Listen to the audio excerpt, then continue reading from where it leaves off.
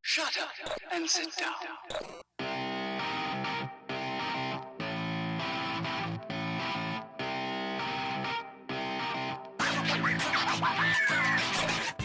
Hey, and welcome to the Freja MMA podcast, where it doesn't matter if you're a casual fan or a championship fighter. Join us in our discussion about the beautiful sport, which is mixed martial arts. Hey everyone, and welcome to a new episode of the Freja MMA podcast. We're now in 2021, which means that people want to get rid of this pandemic. But did you know that the epidemic is coming? See what I did there? Jordan Vucenic, who is 7-1, is fighting for Cage Warriors Featherweight title against Morgan Charriere on March 20th. I was talking to him a bit about kind of his beginnings in MMA, where he comes from, what he sees in that title fight, and what he sees going forward. He's a young guy, 24 years old, and if you haven't seen his last fight, which was against Paul Hughes, it was Cage Warriors Fight of the Year. So check that out. March 20th is going to be an amazing fight. It's going to be an amazing card. I know it. So if you're going to tune in, get to Fight Pass, get on that. So here's the interview with Jordan, the Epidemic, Vucenic. Hey Jordan, how are you doing? Hello, I'm all good. How are you? I'm doing good. As I said, it's just a bit cold here, and but we're kicking off 2021 in the right spirit, I think.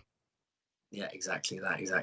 So the big news is out now. You're going to be fighting for the Cage Warriors Featherweight title on March 20th. How are you feeling about that, first of all?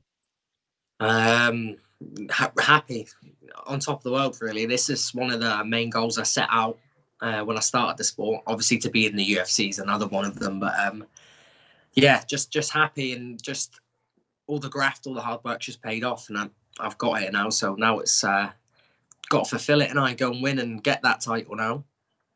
Yeah. So if you just give the audience a brief history of how your MMA career started, and how you've come up to now, should I say? Just basically, I was 18 years old and seen a couple of people doing it in a local gym where I'm from.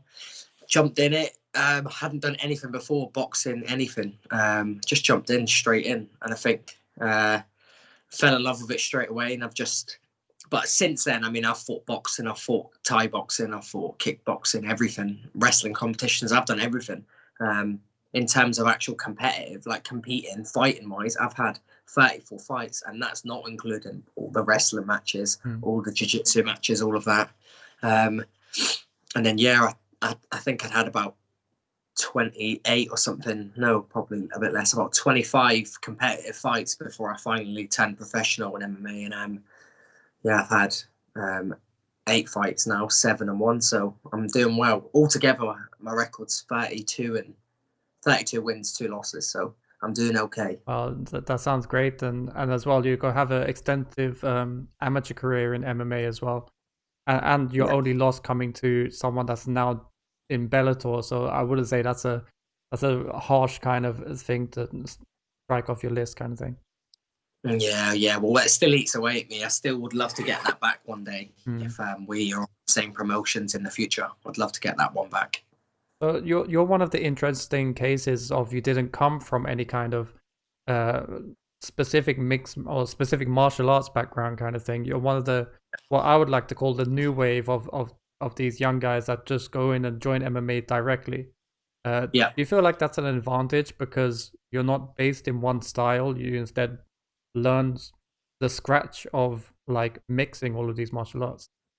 Yeah, so I think, and especially, I didn't start it late, so I don't have any habits, bad or good habits, really, if that makes sense. So if you show me a single leg one way and someone else showed me a single leg another way, they're both in my game. I don't have to try drill the single leg you've showed me out and try relearn the new one. You show me one, someone else shows me one, they're both pitched straight into the game. So I don't have any bad habits to fall back on. Everything I get shown is still new to me. I know I've been doing it since I was 18. I'm 24 now. So yeah, I've been doing it like a while, nearly 7 years coming up for. But yeah, everything I've shown, and I'm just quite a quick learner as well. So not normally you have to show me something once and it's in the game. So yeah, I'm glad I don't have any bad habits. Well, I don't have any bad habits that I know of, and if I do, I try to get them straight back out. If I see anything I do wrong in fights, I'm straight back in the gym, getting them out, and it's not hard to get them out the game. I got hit with the same thing a couple of times. The switch with my last fight with Paul Hughes, and we were straight back in the gym the week after the fight, and we were correcting it. So, yeah.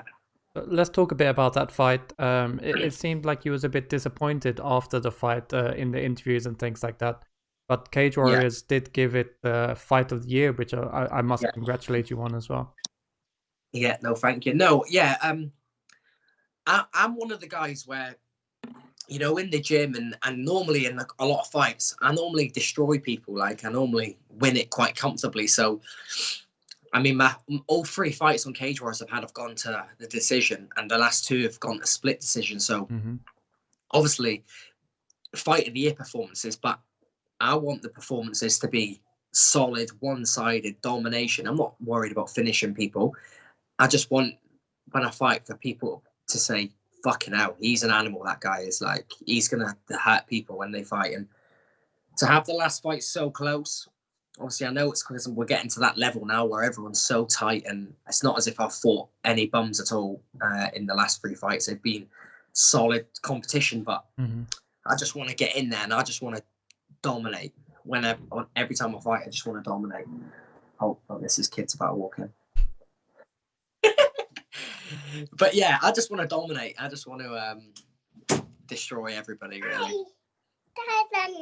I thought I was only getting 1 guest today, but now we've got 2. Hello.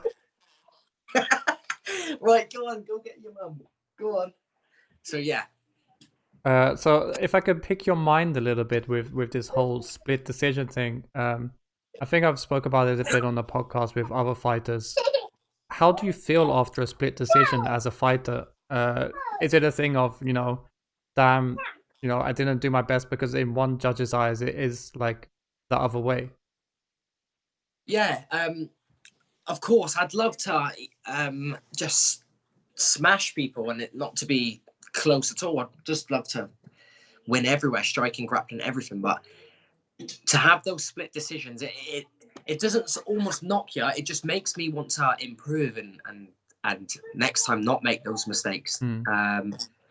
Obviously, I know Hughes grabbed the fence, and that's what led to him obviously winning the majority of that first round, because when I get on top, I don't get swept. And normally when I get on top, I stay on top. So I didn't have a chance to get on top with Hughes because of the fence grab. But if anything, these split decisions, it just pushes me. And it makes you see that I can dig deep when I need to dig deep. Many lesser men would have broke after that first round against him. But I'm there to win. And if I lost a fight, if I lost 14 minutes of a fight, I'm still going to be trying to win in that last minute. You can be sure of that.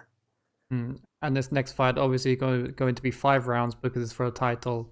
So yeah, there is the risk of it, or should I say risk of it going 25 minutes? Because I know no fighter wants it to go all that long. But I'm guessing you and your team is planning for that to happen if it does. Yeah, well, I think you'd be very silly if you weren't planning to go the full 25 minutes. I mean, Charriere is a fighter that is relying on the condition he's in. His physical strengths are probably his main attributes rather than technique. You would say he's more of a physical fighter. And being physical is one of my main strengths in fights, fit and physical. So, I mean, look, I was doing strength and conditioning the other day. I had a little look on Instagram, and he was doing strength and conditioning, and we were pretty much doing the exact same things. But he had all the high-tech equipment, and I didn't. I'm doing normal squats. He's doing it on the compression bar and stuff like that. But it reminded me of the old Rocky scenes kind of thing. Yeah, exactly. Yeah, I'm the Rocky training with all the shit equipment, and he's the Ivan Drago killing it. But yeah, I'm going to be fully prepared to do 10 rounds. And yeah, let's just see who drowns. Let's push the pace, both of us, and we're just going to see who's going to come out on top. I just think it's going to be just for everybody watching. I just think, I mean, everybody's excited for it. I'm excited for it.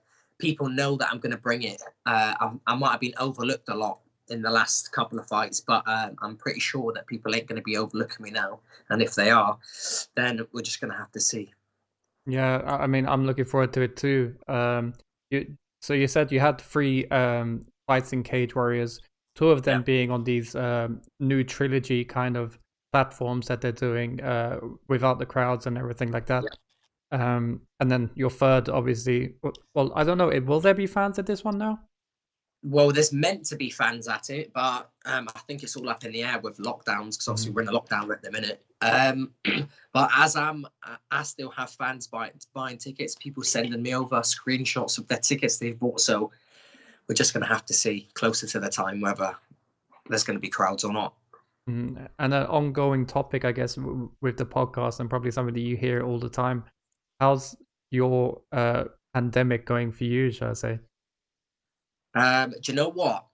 I'm not one of these people to sit around and let time pass me by. Even when in the UK we went into the first major lockdown where we weren't even really allowed sort of out the house. You were only allowed to do 1 exercise a day. I was out I was out on that push bike for about 4 hours, and I was out running for a couple of hours. I was doing everything I could. I had a bag hung up in my garden. I was on it. I was still training religiously right the way through. Self-improvement, I'd be doing more than anything because obviously there was no gyms open.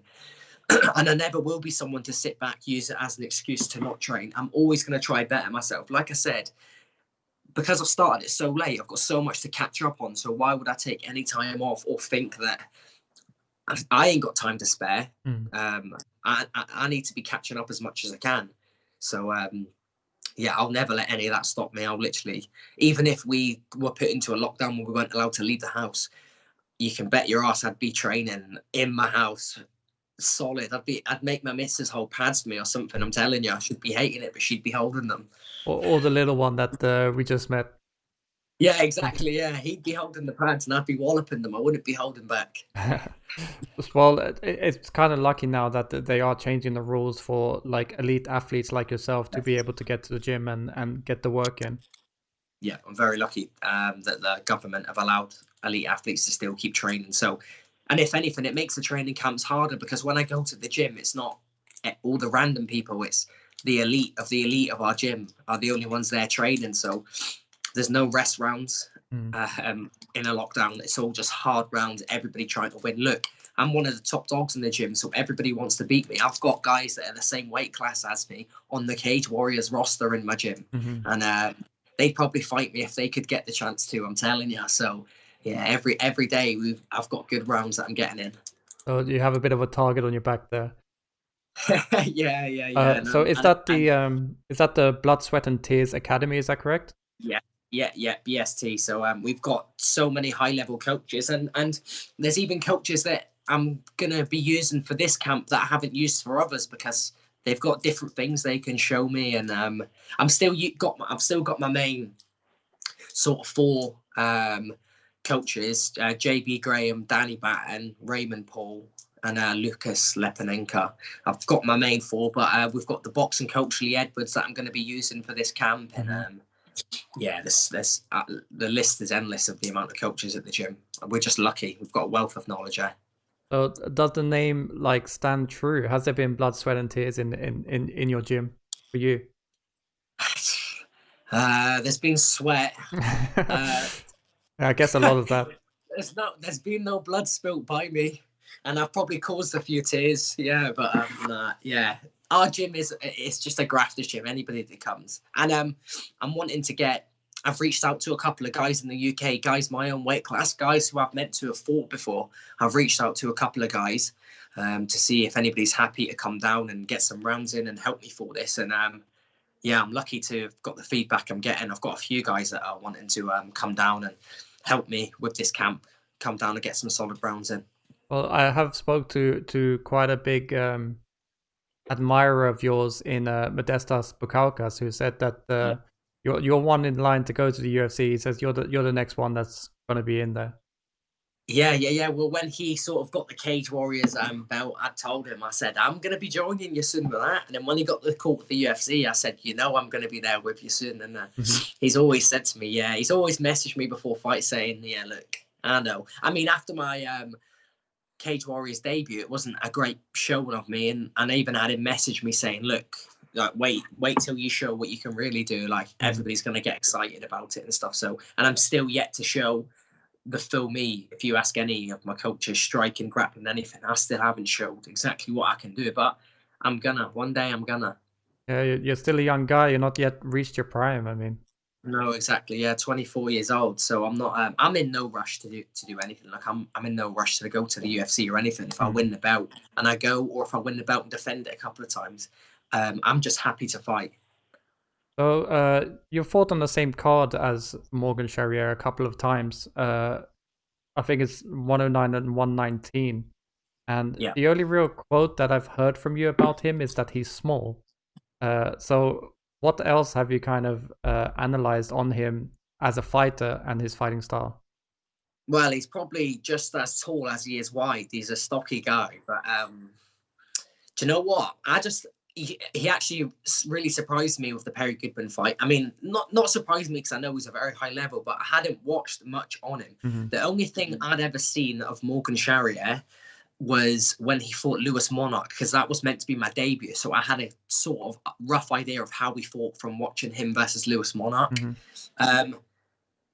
In which I think Lewis Monarch sort of laid the blueprint out for how to beat Charriere. I know Charriere won the fight, but Lewis Monarch had a lot of good moments in the fight. Obviously, thinking of the Sorenbach fight, it was a long time ago when Charriere fought him. But I just think he's very calm. That's one of his best traits, and he doesn't waste anything. You watch a Charriere fight, there's not a lot wasted material. Everything he throws is got some intention.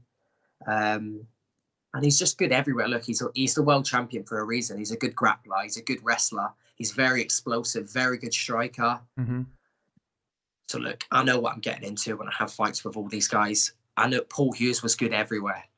Yes. And I'm not thinking anybody's not training hard because I know everyone's training solid. So there's nothing that I think that I'm not thinking, look, he's not going to be fit. He's not going to be strong. I know everybody's going to be great everywhere, and I know every fight's going to be hard. I've just got to be as prepared as I can, and that's all I can do. Yeah, so like as you were saying, you're 7-1 now, and you're on a 5-fight winning streak going in as a challenger against a champion that's only on a 3-fight winning streak. There must be a boost of confidence there as well. Do you know what? I'm just a confident fighter. You could have put me in against Charriere on my Cage Warriors debut, and I'd have told you I'm going to win that world title. I'm just a confident person. That's just how I always have been. The first day I stepped into the gym, I told everybody what I was going to do. And maybe a lot of people didn't believe it, but little by little, I've always done what I said I was going to do. And this time it's going to be no different. So as well, us as Europeans, we kind of see Cage Warriors as the European road to the UFC. Like it's happened for so many of their champions there. Is that what your goal is? Is that what your MMA legacy is looking towards, or is there other promotions that you're thinking of as well? No, I want UFC, or I don't want anything. I know it sounds bad, but if some higher power come to me and said, look, you're never going to be in the UFC, I wouldn't sell my soul for anything else. I set out on this journey with a specific path, and it doesn't matter if I'm going zigzag all the way to that path. That's my end goal. I know where I want to end up, and if something told me that went where I was going to end up, then I wouldn't be doing the sport. Yeah, that's a great mindset to keep. I mean, you have your goal and you stick to it, right? Yeah, exactly that. Exactly. I've got that dream. I won't let anything get in my way, obstacles or anything like that. It doesn't matter to me. I know where I want to be. So if you had the next 10 seconds now to sell this fight to MMA fans or even just the normal, guy on the street, what would you tell them to expect from this fight coming up in March 20th? I would just be expecting violence and a very, very hard-paced fight. I think stylistically, this is a great matchup. I'm the taller, longer guy. He's the shorter, stockier. He's going to be looking to throw big bombs, and I'm going to be looking to counter them and land hard shots. And yeah, like I said, there's going to be violence, and there is going to be blood. I can guarantee that. I can guarantee there's going to be, it's going to make you, some points of the fight is going to make you cringe. That sounds great. It gives me goosebumps already. I can't wait for that fight. I really can't. So the name Vucenic, where is that from exactly? So my dad was Yugoslavian, so I don't know whereabouts. Obviously, I know it's broke up into so many different countries now. I have the Croatians say that it's Croatian, and I have the Czechs say it's Czech, and I have the Serbians say it's Serbian. So, yeah, I don't know where it's from. Everybody, I just know it's Yugoslavian. Okay. So yeah. That's all I know. But you're representing your home of England, like much other Swedes that don't exactly have a Swedish name at the end, the kind of thing, but are representing Sweden. Yeah. No, yeah. I'm just UK, born here, so yeah. Everybody says that's the reason I can fight is because I've got the foreign blood. Because they say UK people aren't that tough, but there's a few tough guys coming out of the UK. Yeah, definitely. The whole of Britain is born fighters, it seems like right now. Yeah, exactly that. So the name, the Epidemic as well, where did that come? Was that something from the gym, or was that something you came up with yourself? Or I got named this so long ago. I think it was like my 8th fight or something like that. I got named this. Just a commentator said to me one day, like, "You're an epidemic, you are. You literally come in and you just beat all these top guys," and then it just stuck from there. He just said, "You just come in and kill everybody off, don't you? Everybody that wants to succeed, you come in and kill them." Because I'd go on to all the regional local shows and destroy all the top guys, and then yeah, it just stuck. And obviously it rhymes, so it really did stick after that. The Epidemic Vucenic. Yeah, it fits very well. It's very, very well. So as you said as well, you have a great team behind you in BST Academy, which is in Northampton. Is that correct? Yes, yeah, Northampton. So if anyone's in the UK area wants to look for a good gym, then I guess check that out. Then yeah, you won't be disappointed. No, exactly. So in this time as well, we usually take a few, we usually give the mic over to our guests to thank any friends, family, inspiring people, sponsors, anything like that. So it will be your chance to do so. Okay, so I'd like to thank my sponsors, TR Scaffold. I've come on board for my last 2 fights now. Bailey Skip Hire, they've jumped on now for this fight, and we're looking to get something long term out of that. I've got Carvin Security, Kev Martin. He's been helping me for a while now also. My first sponsor, been there from day one, Cher Wilson at Stand and Tan. She's done so much for me over the past. She's like the longest term one I've had and done the most for me. Skin City Tattoos, Booster Fight Gear. Obviously, Skin City's my tattoo sponsor, and Boosters do all my training gear and stuff. And then, yeah, that's it for now for my sponsors. I'm looking to add a lot more on for this fight. Obviously, just early days now, but I've had quite a lot of interest come through for people wanting to sponsor. And Charlebeck Jewelers as well. They sponsored my last fight, and I'm hoping to get them on board again for this one. Well, I'll interrupt you there and say any sponsors that want to hit you up, social medias will be down at the bottom, or if you're listening on audio, it'll be up on the top or wherever. So hit them up. Yeah, perfect. Thank you. And any inspiring people or family or friends? Yeah, just everybody that's helped me along the way. My missus for putting up with me in weight cuts and all that. All of her family always support me. Everybody in the gym, all my coaches, I've named a few of them already, but all my sparring partners, all the elite guys that I'm training with at the minute, and I suppose I'll get pictures with them when they come down, but all the UK guys that reached out to me to come down and help me get ready for this. I mean, Charriere's not an easy person to try and mimic. I'm lucky enough to have Jefferson George in our gym, he's not the same body type as him, but he's the same athleticism as him. So I'm lucky to have him in the gym to mimic a lot of the stuff Morgan does. So yeah, just a big thanks to everybody that's sent the messages in, that's wished me well, and everybody that's come down and helped me.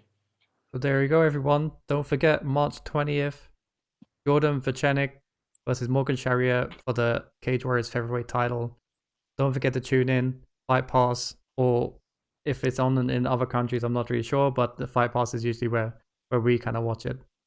Again, thank you for your time during this camp. I know it's probably not really shot into full steam ahead yet, but thanks for the time anyway. No, thank you. Thanks for having me on.